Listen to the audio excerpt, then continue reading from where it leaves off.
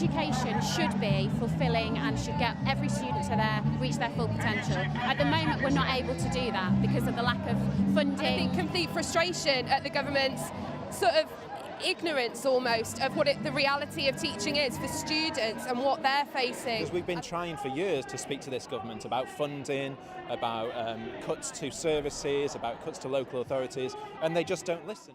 I'm frustrated because I know that we could have a different situation. Schools could be happy places. We cannot just stand by and let this happen.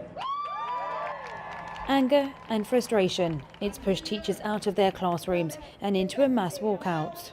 We've had enough. We're not going to tolerate funding cuts to our schools. We're not going to tolerate changes to teachers' terms and conditions. And really, we're calling on the government to invest in education, because investing in education is really important for the future of our country.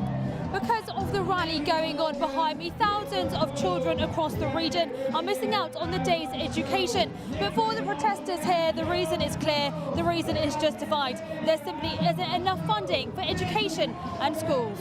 And junior doctors took to stage to show their support with the message, "Don't stop doctors' orders." In response, Education Secretary Nicky Morgan has criticised today's strike, calling it unnecessary and harmful. In a letter to the NUT, she said the school's budget will total to around £40 billion, an increase of around £4 billion since 2011, the highest it's ever been.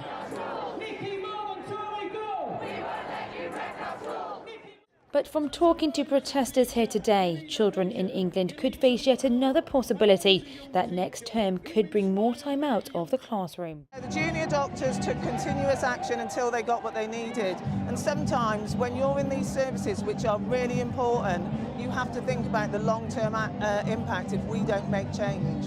Monika Plaha, Big News, Birmingham.